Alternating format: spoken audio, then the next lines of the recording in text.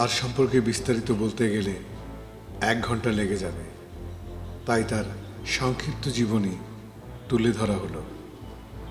পুরো নাম Ayatollah Saeed Ali Hossain Khamenei. 1939 সালের 17 জুলাই ইরানের মাসাদে জন্মগ্রহণ করেন। তিনি 1981 থেকে 1989 সাল পর্যন্ত ইরানের প্রেসিডেন্ট ছিলেন এবং পরবর্তীতে 1989 সাল থেকে ইরানের সর্বোচ্চ নেতা সুপ্রিম লিডার ভূষিত হন।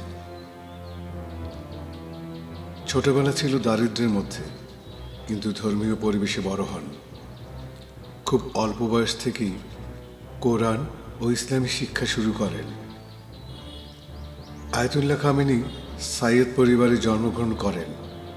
এর মানে হল তার বংশধররা নবী মুহাম্মদ সাল্লাল্লাহু আলাইহি ওয়াসাল্লামের পরিবার থেকে এসেছে বলে বিশ্বাস করা হয়। তার পরিবার ইমামদের বংশধর বলে পরিচিত। পিতা সাইয়েদ জাওয়াদ খামেনি ছিলেন একজন ধর্মীয় নেতা। আয়াতুল্লাহ খামেনিকে রাজনীতিতে খুব প্রভাবশালী ব্যক্তি মনে করা হতো। শুধু ইরান নয়, মধ্যপ্রাচ্যেও তার প্রভাব ছিল। খুব সাধারণ জীবনযাপন করতেন, বিলাসিতা পছন্দ করতেন না, ধর্মীয় নিয়ম মেনে চলতেন। 1979 সালে ইরানি ইসলামী বিপ্লবের পর ইরান পশ্চিমা ও ইসরায়েলি নীতি বিরোধী হয়ে ওঠে। আয়াতুল্লাহ খামেনি কঠোরভাবে ইসরায়েল বিরোধী হয়ে ওঠেন। ইসরায়েল অত্যাচারী রাষ্ট্র বলে উল্লেখ করেন।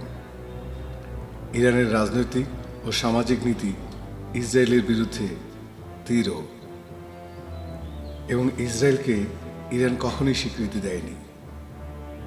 ইরান বরাবরই লেবানন ও ফিলিস্তিনকে সমর্থন দিয়ে আসছে।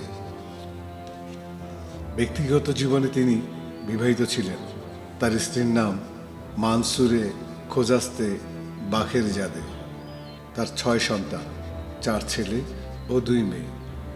বড় ছেলে মোস্তফা আলী খামেনি।